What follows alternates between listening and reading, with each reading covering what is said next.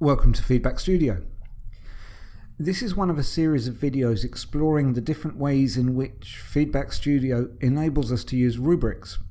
Now, if you're wondering what on earth a rubric is, or assuming that I'm talking about a plastic cuboid puzzle, then it might be an idea to look at the video introducing rubrics before you continue with this one. There are 4 different ways in which you can use rubrics in Feedback Studio. Standard rubrics, ideal if you want the rubric to calculate basic grades for you.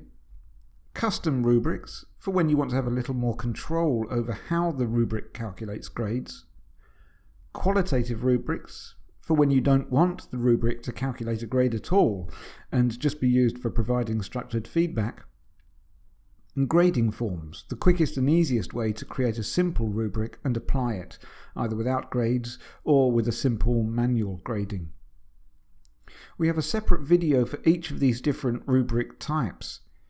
But in this video, we're going to be focusing on qualitative rubric, which I might suggest is the best kind of rubric if you want something unfussy, feedback-focused, and that leaves things like grading entirely up to you.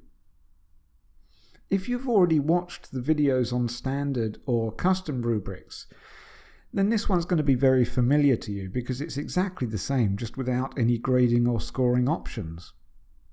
As with all the rubrics, we need to start with the Rubric Manager. We can access the Rubric Manager in 2 different ways. Firstly, directly through the Moodle plugin. When you open a Turnitin page in Moodle, you'll see this distinctive little Lego-type icon, which represents the Rubric Manager. Now, this version of the Rubric Manager still uses the old classic Turnitin styling, which some of you may prefer. It does have the disadvantage, though, of being jammed into a rather small pop-up window, which means that you're constantly having to scroll back and forth to see the whole rubric. So, for this demonstration, we're going to be using the Rubric Manager accessible from directly within an assignment. To do this, simply open the assignment and look for the same rubric icon on the feedback toolbar over here on the right-hand side. If we click on this, then the rubric panel will open. It will probably be empty because there's no attached rubric yet, but that's not a problem. What we're interested in is the little cogwheel setting icon in the top right corner. This will take us to a new view of the Rubric Manager. As you can see, the version of the Rubric Manager here adopts the same look and feel as the new Feedback Studio.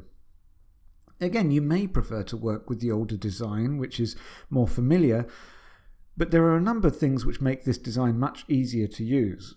And the biggest is that we can now see the entire rubric represented on the screen, and can create and edit rubrics without having to keep scrolling back and forth, which is certainly annoying. Now, I've gone through all the details of the Rubric Manager in other videos, in particular creating a rubric. So if you want to get to know your way around the Rubric Manager, then it might be worth going to that video to find out what everything does. Right now, what we need is the option to create a new rubric. And we can find this in the menu, which can be accessed from the top left corner of the Rubric Manager. Once we have a new rubric appear, we can give it a name and start to build it. As with both standard rubrics and custom rubrics, we can see rubric criteria running down the left-hand side and the scales running horizontally across the top. The criterion are the things that the assignment needs to demonstrate, the learning outcomes, if you like. The scales are the measures or the different degrees to which those criteria are attained. You can set up your criteria and your scales any way you want, but for this example, we'll be copying a rubric from a unit on problem solving. So, for the scales, I'm going to use 4 basic categories: beyond expectations, meets expectations, approaching expectations, and incomplete.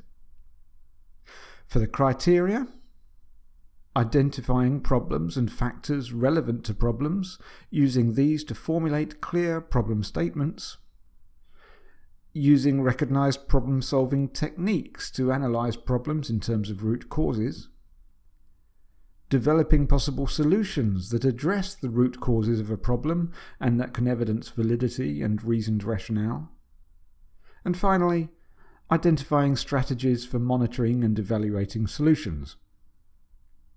Okay, now I just need to fill in the boxes with the descriptions of what is expected from the assignments at each scale.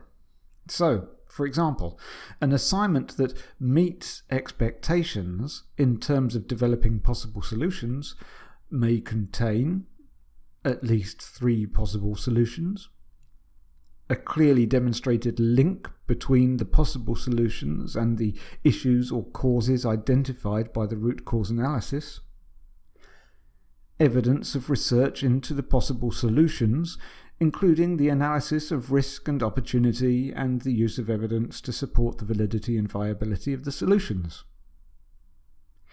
Now, in contrast, in terms of developing solutions, an assignment might be considered incomplete if it contains 1 or fewer possible solutions, little or no evidence of links between possible solutions and the causes identified by the root cause analysis, little or no evidence of research into the risks and opportunities of possible solutions, or of the use of evidence to support its validity or viability.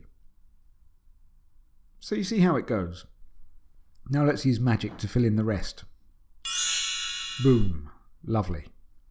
And that's it. It's ready to go. We just need to save the rubric and then use this slider at the bottom of the Rubric Manager to attach it. If we close the Rubric Manager now, we can see that the rubric is now showing up in the rubric panel on the right. From here, we can see the different criteria listed with a slider that we can use to assign the different scales to each one. If we look to the bottom of the rubric panel, we can see the full descriptions showing as we select each one on the slider. You may find yourself preferring to see the whole rubric in one go as you decide which scales are appropriate to the assignment. And you can do this by selecting the expanded view, using this little expansion icon up here in the corner. This will open up a new pop-up window from which we can simply select whichever boxes we think appropriate. And this is updated dynamically in the assignment itself, so if at any point we close the pop-up window, all of our selections will show up and have been updated in the rubric panel. Students will be able to review the rubric both from this online view and from the downloaded version of the assignment, and you can find out more about downloading in the video on downloading assignments.